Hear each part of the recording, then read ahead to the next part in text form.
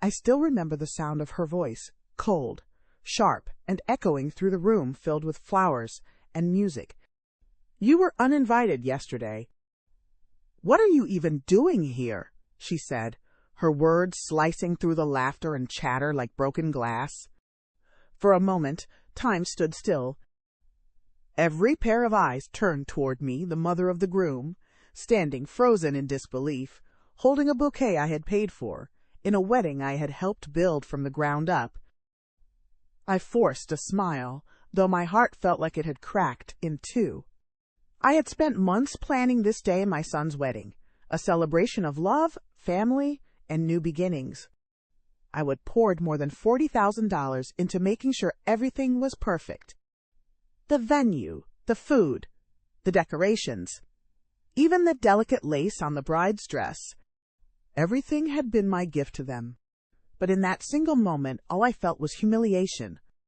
You see, I am Margaret Thompson, a 67-year-old widow, a mother, and on that day, the uninvited guest at my own son's wedding. I had believed Jessica was the perfect woman for Andrew. Sweet, charming, and full of grace, she had won not only his heart, but mine as well.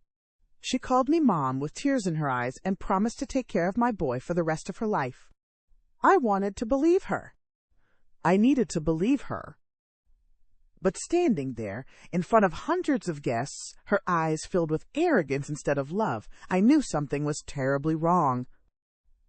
The whispers began to spread around the room, people wondering what I had done to deserve such public shame. I wanted to run, to cry, to disappear. But instead I held my head high, because a mother's pride runs deeper than pain. As I slowly turned to leave the room, my heart pounding, I felt a strange calm settle over me. I did not know it yet, but this humiliation, this very moment, would become the turning point. It would lead me down a path of truth, betrayal, and justice I never expected to walk. This is not just a story about a wedding gone wrong. It is a story about deception, courage, and a mother's unbreakable love. What happened next would change everything for me, for my son, and for the woman who thought she could outsmart us both. If you have ever been betrayed, if you have ever fought for someone you love, even when it hurt, this story is for you. Stay with me until the end, because what unfolds will make you believe that truth always finds its way. Before we begin, do not forget to like, share, and subscribe to this channel for more real-life stories of love, betrayal, and redemption. Your support helps us bring you more tales that touch the heart, and remind us all that even in our darkest moments, strength and justice can still shine through. Days passed after the wedding, yet the echo of Jessica's voice refused to fade. It haunted me in every quiet corner of my house. The humiliation burned, but beneath it was something far deeper, a quiet suspicion that I could not shake. I had always trusted my instincts, and that day they screamed that something about Jessica was wrong. I told myself to let it go, that maybe she was just nervous, maybe I had misheard, maybe this was all a misunderstanding. But mothers know when something is not right, even when the world tells them to stay silent. One evening I stopped by Andrew's apartment to drop off a box of china that had belonged to his grandmother. I wanted it to be a gift, something old and meaningful for his new life. As I reached the door, I heard voices inside. Andrew was not home. He had mentioned working late. I was about to leave when I recognized Jessica's laughter, soft at first, then sharper, almost cruel. Curiosity rooted me to the spot. Her tone was not the sweet one she used in front of us. It was colder, more calculating. Through the thin door, I heard her say, "Marcus, stop worrying." The wedding went perfectly. The old woman was easy to fool. I will have access to the account soon. Just be patient. There was silence. Then a man's voice replied, low and tense, "Don't forget our deal. We are in this together." My chest tightened as my world tilted on its axis. I stood there, clutching the box, my heart thundering in my ears, listening as Jessica, or whoever she truly was, plotted to steal everything from my son. When the conversation ended, I quietly set the box down and walked away, my legs trembling. I drove home on autopilot, barely noticing the lights or the road ahead. The woman I had welcomed into my family, the woman I had believed loved my son, had been lying all along. But tears would not solve this. I had lived too long, endured too much, to collapse under betrayal. By the time I reached my front porch, I had made a silent vow I would uncover the truth. The next morning, I called an old friend, Patricia Hayes, who had once worked as a private investigator. I told her everything from the strange inconsistencies in Jessica's stories to what I had overheard. Patricia listened in silence, then said in her calm, confident voice, "Give me a week." I nodded, knowing that whatever she found would change everything. Those 7 days crawled by. I pretended everything was normal, smiled when Andrew talked about his plans, and even sent Jessica a polite message about the thank you cards. But every word from her now sounded false, rehearsed, empty. I spent the nights replaying her laughter, her carefully chosen words, her perfect timing, all of it part of a well-practiced act. When Patricia finally called, I could hear the weight in her tone. "Margaret, I found something," she said. "Jessica Miller does not exist. Her real name is Sarah Collins." My breath caught. "She is a professional con artist," Patricia continued. "She has been arrested before fraud, identity theft, financial manipulation. She changes her name every few years and targets families with money. You are not her first." For a long moment I could not speak. The truth felt heavy, suffocating. Then I asked the question I feared most. "And the man she is working with?" Patricia hesitated. "His name is Marcus Rivera. Former partner and one of her victims. She stole from him, too." That irony stung more than the betrayal. I hung up and sat in silence. Outside, the afternoon light flickered through the blinds, painting long shadows across the room. I thought about Andrew's laughter, his trust, the way his eyes lit up when he looked at her. He would never believe me, not without proof. If I told him now, she would twist my words, turn him against me. I knew I had to be careful. Truth without timing is just noise. So I began to plan. Patricia gathered documents, photographs, and evidence of Sarah's past crimes.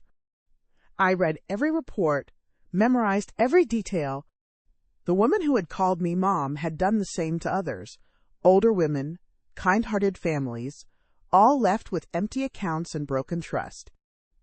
Every piece of evidence hardened my resolve.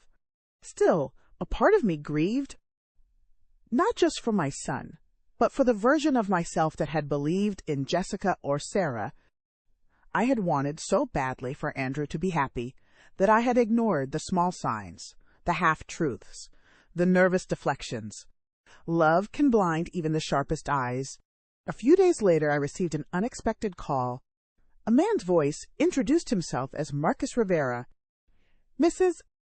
Thompson," he said quietly, "I think we are both victims of the same woman." My pulse quickened. He sounded tired, but there was no malice, only regret. "She took everything from me," he said. "Money, trust, even my friends. I have been tracking her for 2 years. I listened, then said the words that had been building in my chest for days. "She is marrying my son." Silence hung between us for a moment. Then he exhaled. "I will help you," he said simply. That night, I sat at my dining table, surrounded by folders, photographs, and printed reports. My wedding gift receipts, her fake identity papers, and the list of payments I had made all lay scattered like puzzle pieces, waiting to form a picture of truth. My hands shook as I picked up my pen and wrote down my plan. If she thought she could play with our lives, she was wrong. I was not just a mother anymore. I was a woman who had been deceived, humiliated, and underestimated. And I was ready to fight back. The storm that began with her cruel words at the wedding had become something much greater, a reckoning that she would never see coming. The night I decided to act, the air outside was heavy and still, like the calm before a storm. My house was dark except for the soft glow of a single lamp on the kitchen table, illuminating the folders Patricia had given me. Each page was another layer of the woman who had deceived us: arrest records, fake identities, photos of her smiling beside different men in different cities. Every alias told the same story of charm, manipulation, and destruction. I stared at her most recent name, Jessica Miller, written in cold black ink, and felt a slow fire rise inside me. This was not just about money anymore. This was about dignity, about protecting my son from a life built on lies. Patricia had done her part, and now it was time for me to do mine. She suggested I go to the police, but I knew how fragile the situation was. Without Andrew's trust, I would only drive him closer to her. I needed to expose her in a way that even she could not control. That meant being patient, quiet, and strategic. The first step was to stop the financial bleeding. I opened my drawer and pulled out every receipt, invoice, and contract related to the wedding. The florist, the caterer, the photographer, all of them had been booked under my name, with my card. She might have thought she was marrying into wealth, but the truth was simpler. Every luxury she flaunted had been my gift. I picked up the phone and began making calls, one by one, canceling payments under the guise of adjustments. I told the venue manager that there had been a mistake in this billing and that I would sort it out soon. I called the bakery and said the groom's family would handle the payment directly from now on. I made sure every vendor, every supplier knew to pause any charges. Each call was a small act of rebellion, a quiet reclaiming of control. I was not shouting, I was not angry, I was deliberate, calm, precise. As I hung up the last call, I felt lighter, as though I had quietly pulled the rug out from under her perfect illusion. She did not know it yet, but her beautiful wedding was now built on air. A few days later, Marcus came to my house. I recognized him immediately from the photo Patricia had shown me: tall, lean, eyes that carried the tiredness of someone who had seen too much. He stood at my door, holding a worn leather folder. "Mrs. Thompson," he said quietly, "I brought what you asked for." Inside were bank statements, screenshots, and messages between him and Sarah, or Jessica, detailing her previous scams. Reading them was like reliving the past few months of my own life, only from a different angle. The lies, the flattery, the promises, all crafted with surgical precision. We talked for hours that afternoon. He told me how he had met her at a charity event, how she had promised to start a business with him, how she had vanished with everything he owned. His voice carried no hatred, only exhaustion. "I just want her stopped," he said. I nodded, understanding more than I wanted to admit. Together we built a plan not of revenge, but of truth. I told him about the wedding, the guests, the ceremony, the list of vendors, and the timing. "If we confront her privately," I said, "she will twist it. She will cry, and Andrew will take her side. But if we reveal everything where she can't control the story, she will have nowhere to hide." Marcus looked at me for a long moment, then said quietly, "You are braver than most people I have met." I smiled. Though it was not bravery, it was love, the kind that turns quiet hearts into steel. The days that followed were a blur of preparation. Patricia continued to gather backup copies of every file, just in case. Marcus coordinated the timing, confirming that he would arrive at the ceremony uninvited, carrying every piece of evidence we had. I handled the rest, ensuring my presence would be expected, then conveniently declined. I wanted Jessica to feel safe, confident, untouchable. The higher she climbed, the harder the fall would be. I still remember the morning I called Andrew. My hands trembled slightly as I told him, "Honey, If Jessica feels uncomfortable having me there, I understand. I will step back. This day should be about your happiness." His voice was warm, almost relieved. "Mom, that means a lot," he said. I smiled through the ache in my chest. He did not know that while he was thanking me for my kindness, I was already dismantling the fantasy that had ensnared him. That night, I walked through my house, looking at the framed photos on the wall. Andrew as a little boy, his first day of school, his graduation. I thought of all the times I had fought for him, through his father's illness, through the years of working 2 jobs to keep our home. I had always believed a mother's duty ended when her child grew up, but that night I realized it never truly ends. It simply changes shape. On the kitchen table, I placed 3 things: a copy of the wedding program, the pearl necklace Jessica had borrowed for luck, and a sealed envelope labeled Truth. Inside the envelope were the documents Marcus had prepared, everything that proved who she really was. When the time came, those papers would speak louder than any accusation.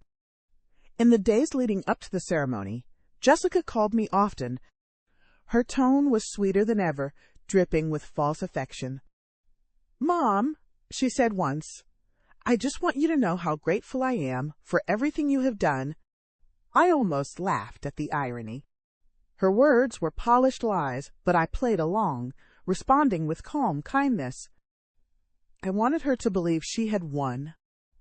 The more secure she felt, the easier it would be for her mask to crack. On the eve of the wedding, I stood by my window, watching the streetlights flicker against the dark sky. I thought about what was coming, the confrontation, the shock, the truth, finally breaking free. I did not feel fear. I felt peace, knowing that I was doing what needed to be done. Tomorrow, the world would see who Jessica Miller really was. And when that happened, my son would finally be free. The wedding day arrived beneath a sky so bright it almost seemed cruel. I watched the morning unfold from the quiet of my living room, sipping tea that had long gone cold. My dress hung untouched on the back of a chair, a silent witness to the fact that I would not be attending.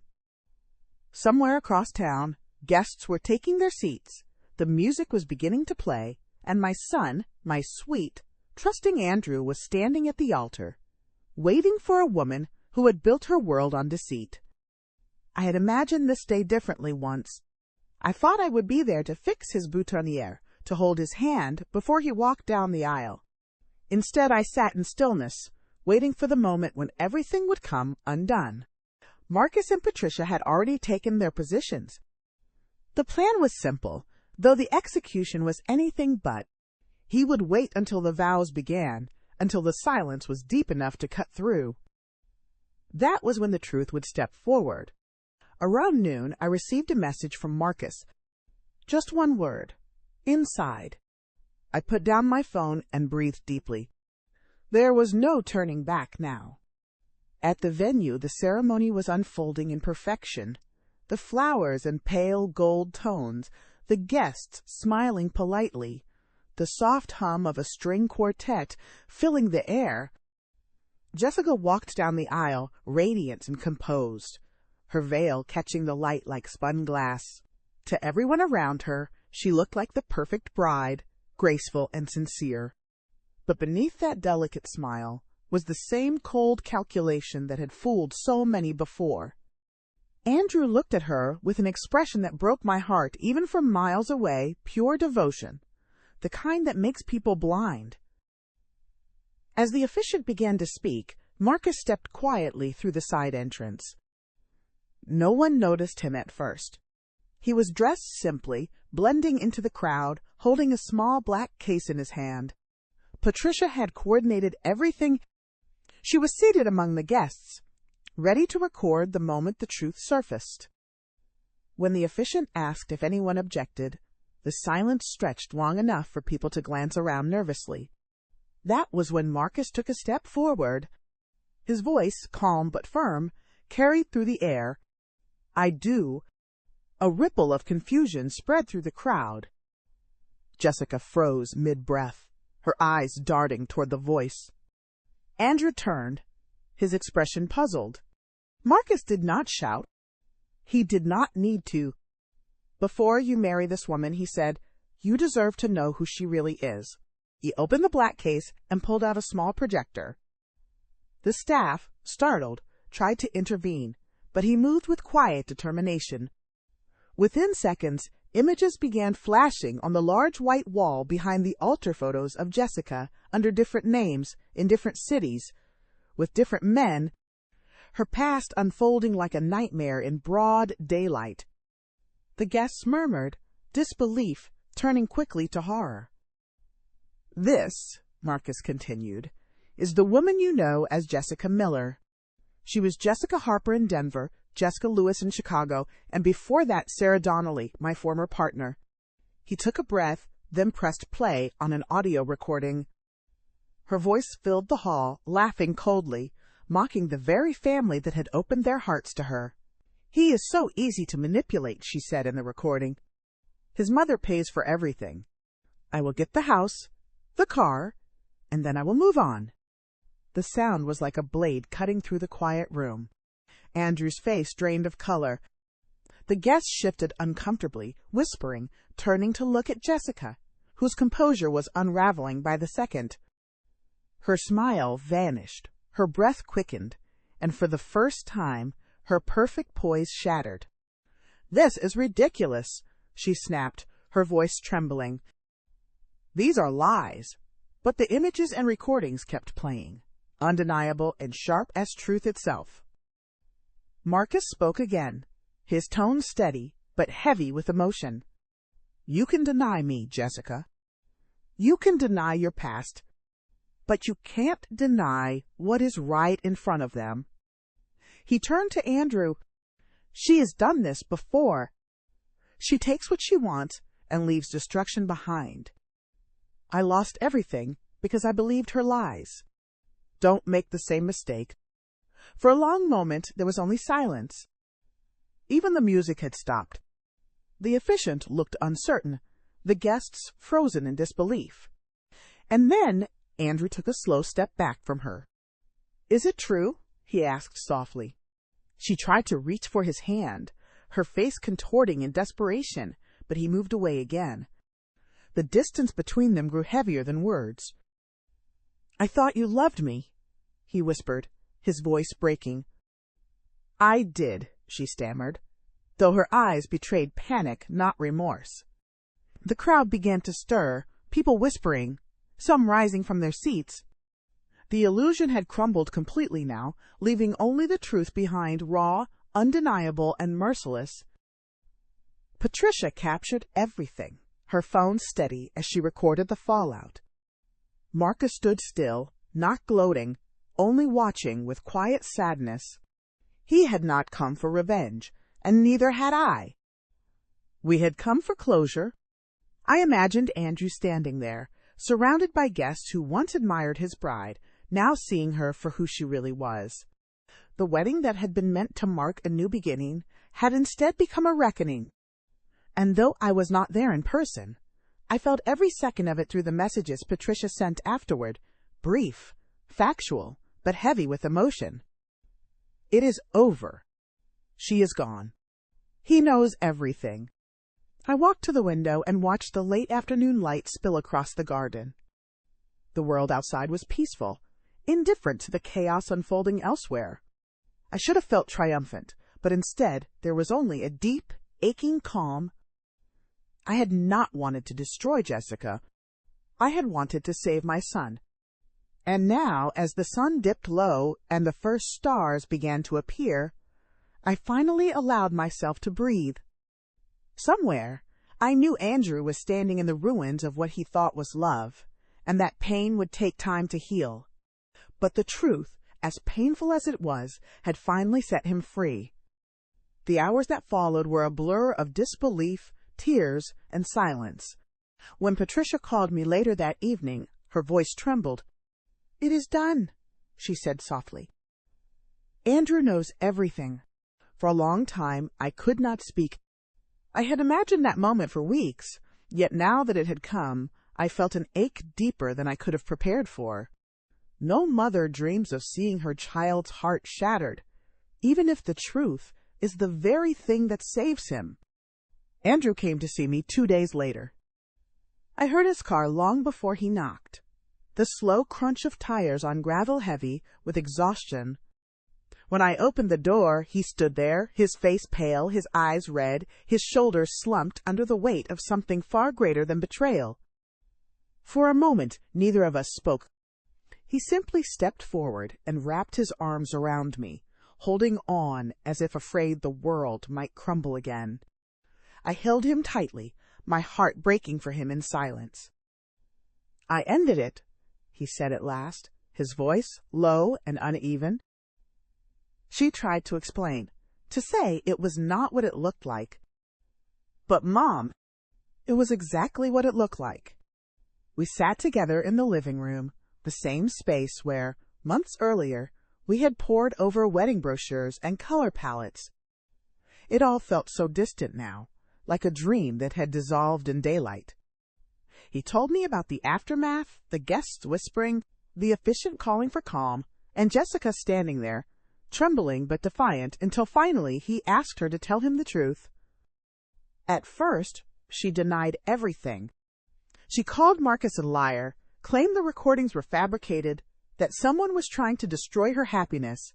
But when the evidence was undeniable, bank transfers, fake identities, even the confession from her former landlord, her resistance collapsed. "Yes," she finally said, her voice shaking. "I was going to leave after the wedding. But not anymore. I love you, Andrew. I did not plan to, but I do." He told me how he had looked at her then, the woman he had thought he would spend the rest of his life with, and realized he no longer recognized her at all. "You say you love me," he replied to her, "but you do not even love yourself enough to live honestly." Her tears fell freely then, and for a moment he almost believed her sorrow. "But love," he said, "cannot exist where trust has died." When security escorted her out, the room was silent, except for the faint hum of music still playing somewhere in the distance. Guests avoided meeting his eyes. Patricia walked him outside, making sure he was not alone. The reception never happened. The lights went out early, the tables of untouched food left behind like relics of a celebration that never was. Andrew sat quietly as he told me all this, his voice steady but hollow. I wanted to reach out, to tell him that one day the pain would fade, that he had been brave to face the truth, but words felt too small for what he had endured. Instead, I poured him a cup of tea and let the silence between us say what needed saying. After a while, he looked at me with a faint, broken smile. "You knew, did not you?" "I suspected," I admitted, "but I needed you to see it for yourself. I could not take that from you." He nodded slowly. "Thank you," he said after a long pause, "for protecting me even when I did not want to be protected." The following week was quiet. Jessica, or rather, Sarah, disappeared. Marcus later confirmed she had left the state, likely chasing another scheme somewhere far away. Part of me pitied her, not for what she lost, but for what she would never find. You can only run from truth for so long before it catches up, and when it does, it never lets go gently. Andrew began to rebuild, one small step at a time. He sold the ring, canceled the honeymoon, and donated the wedding gifts to charity. Something good should come from all this, he said simply. Watching him reclaim control of his life was both painful and beautiful. He carried himself differently, now wiser, quieter, but with a strength I had not seen in him before. One evening we sat on the porch together as the sun set. The sky was painted, in shades of gold and amber, and the world felt still for the first time in weeks. "Do you think she ever meant it?" he asked suddenly. "Do you think any of it was real?" I took a long breath before answering. "I think she believed she could pretend forever," I said gently. "But pretending is not the same as loving. Real love does not need lies to survive." He nodded, his eyes distant. "She said she started with a plan," he murmured, "but somewhere along the way, she really fell for me. She begged me to forgive her, even as they took her out." I looked at him then and saw, not the boy I had raised, but the man he had become, scarred, yes, but strong in a way only pain can forge. "Sometimes people realize the truth too late," I said softly, "but you do not have to carry her mistakes. You only need to learn from them."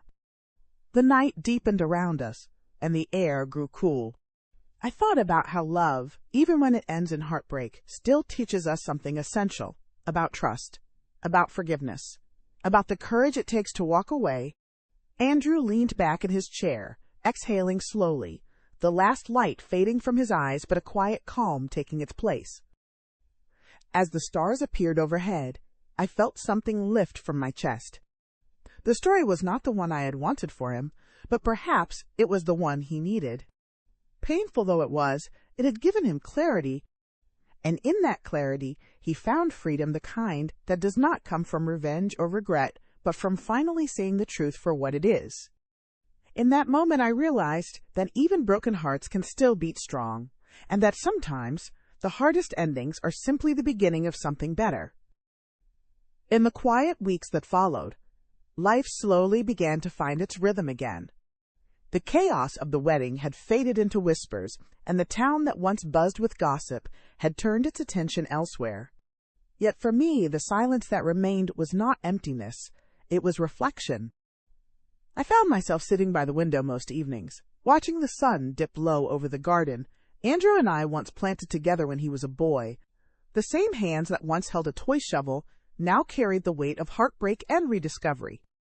And though his path had been shaken, I knew he would find his footing again. I thought often about Jessica, or Sarah, or whatever name she would choose next. It was strange, really, how someone could weave themselves so deeply into our lives and vanish just as quickly, leaving only fragments of memories behind. I did not hate her anymore. Hate, I realized, was too heavy a burden to carry. What I felt instead was sorrow for the choices she made, for the love she could never truly understand, and for the way she had forced my son to learn about deceit the hardest way possible. There was a time when I believed that love was enough to protect the people we care about, that if we gave our hearts honestly, if we sacrificed enough, everything would somehow fall into place. But life has its way of teaching us that love, on its own, is not always enough. Love must be paired with truth, even when that truth hurts. Love must sometimes be fierce, willing to stand against storms, and sometimes it must stand alone. Looking back now, I realize that protecting those we love often means risking their anger, their misunderstanding, or even their rejection. When I began investigating Jessica, there were nights I lay awake, questioning myself, wondering if I had crossed a line, if Andrew would ever forgive me for interfering. But I could not turn away. The instinct of a mother is not to be liked. It is to keep her child safe, even if it means becoming the villain in their story for a while. The moment Andrew told me he understood why I did what I did, I felt a peace that words can't quite capture. He did not thank me. He did not need to. The way he looked at me that day said, enough. There was gratitude in his silence, and I knew he had seen the truth not as a betrayal, but as an act of love. Now, when I pass by the old wedding invitation still tucked away in a drawer, I do not feel bitterness. I feel gratitude not for the pain, but for the strength it revealed. Life does not always give us the endings we imagine, but it gives us the lessons we need. And sometimes those lessons come wrapped in heartbreak. If there is one thing I have learned from all this, it is that deception can destroy, but truth, even when it is painful, can rebuild. I have learned that forgiveness is not about excusing what someone has done. It is about freeing yourself from the weight of what they took. And I have learned that a mother's love, tested by fire, only grows stronger when tempered by truth. Andrew has started to smile again. He has taken up his art painting, something he would given up during the chaos of his relationship. When I visit his home, I see canvases filled with soft light and open skies, and I know he is healing. He does not talk about her anymore, and I do not ask. Some stories, once lived, are best left in the past. As for me, I have come to cherish the quiet, the soft hum of the world, when the noise of heartbreak has finally faded. There is peace in knowing that I did what I had to do, even when it cost me his trust for a time. And in that peace, I found my own strength again, not as a widow, not just as a mother, but as a woman who chose truth over comfort and courage over silence. So to anyone listening now who has ever faced betrayal or had to make the impossible choice between protecting someone and pleasing them, remember this: love is not weakness. Love is not blind.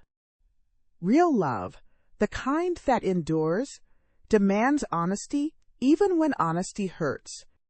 It is what saves us, what shapes us, and what gives meaning to every sacrifice we make.